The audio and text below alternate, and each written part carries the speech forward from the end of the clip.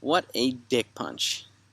And a flick to the gonads. I mean, what a way to cough up a gem. I mean, Domingo Germán had a no-hitter through 7. He was no-hitting Boston through 7, came out in the 8th. Gave up a leadoff double, fine. You know, unfortunately, that lost his no-hitter, but he took him out of the game and brought in Johnny Loizaga, and he wound up proceeded to give up, him and Zach Britton proceeded to give up 5 consecutive hits.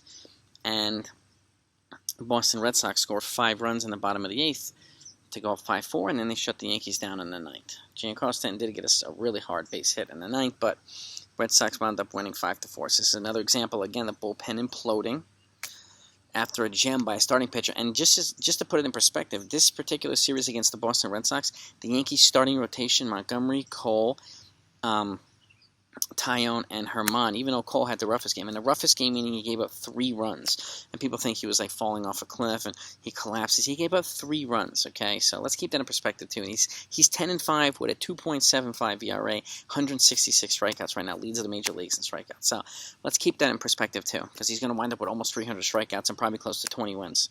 So with his likely a sub-3 ERA for the 2nd year in a row with the Yankees. So I don't want to, get crazy over Garrett Cole. Can't expect him to have 325 strikeouts every single year. Can't expect, and nobody's ever done that. So, but that said, their 4 starting pitchers this series had a 1.5 ERA. The Yankees obviously didn't score many runs, but even so, today Odor came up again with another home run, and Gary Sanchez hit a triple off the freaking Green Monster. So they had some solid offensive performance today, but the bullpen imploded. So, dude, Brian Cashman, you got to get on the phone now. I mean, it's obvious that the Yankees need another reliable reliever, maybe even 2. Darren O'Day's done for the year, we know that, and we can't rely on Zach Britton right now, and even Jonathan Loizaga and Chad Green have been shaky for the last month. But this is also what happens when you overuse a bullpen, a really elite bullpen, because of it was in the beginning of the season, the starters weren't really up to par, aside from Cole, so the bullpen was carrying the weight. And then the lineup kind of took over, and now it's the starting rotation carrying the weight of the team. It's been kind of a rotating thing, and the starters have been carrying the team. The lineup's been, mediocre at best and inconsistent, and the bullpen's kind of falling apart now.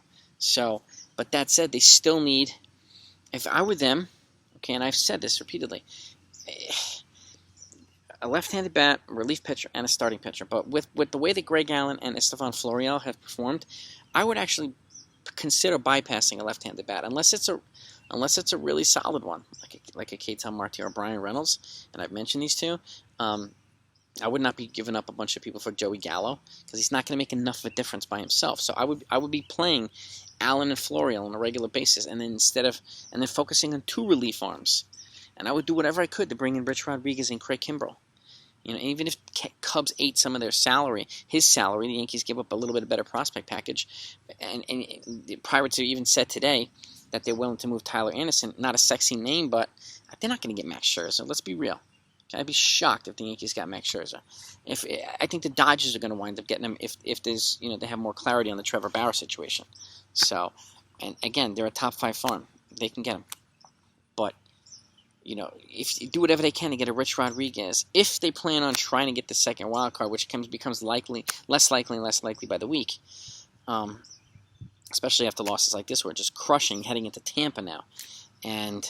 But if there's any way they can get a Rich Rodriguez and a Craig Kimbrell, that would really, really, really boost that bullpen.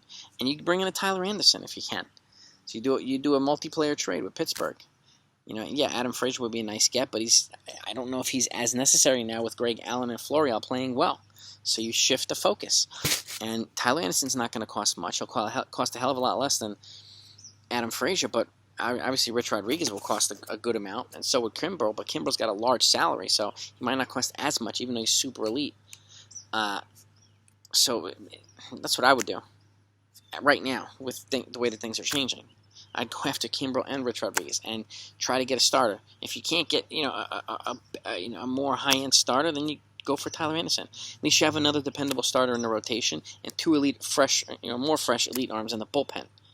So that could put the Yankees in better footing. Plus, Kimbrell and Rodriguez will still be around next year. O'Day would not, because he only signed a 1-year deal. So, and it would change things as well. So, You know, in Britain, I think they still have another 2 years on him. And so he's got to get it. I mean, he's coming back from injury, so it's going to take a few weeks, I think, for him to kind of find his footing again. So, but Johnny Loizaga was the worst, you know, of the two today, by far. But that said, either way, they need to address it, and they need to address it now. Before Toronto comes in and gets one, or Houston comes in and gets one of them, because they can, or the Dodgers, or someone else, or the Mets come in and swoop up and get Craig Kimbrell. Like, get the two high-end guys if you can. Just go balls to the wall and try to get them, and your bullpen will be a hell of a lot better off next year too. So, you know, they got to do something right now about this, you know, after this loss. And again, the trade deadline is 5 days away. 5 days away. And there's going to be some big moves. There's going to be some surprise moves. Why don't you do both? Be the team that does it. Set yourself. Even it doesn't, at this point now, it doesn't matter if they win the next 4 games or lose the next 4 games. They have to do these moves anyway, whether they win or not, or lose. They have to make these moves because their bullpen is suspect now, and it is what it is. And it's gone from the dominant part of the team to the least dominant part of the team, unfortunately. So, I mean, let's get it moving. Let's get it moving, Cashman. Let's get it moving here. We got to do something, and we got to do it yesterday.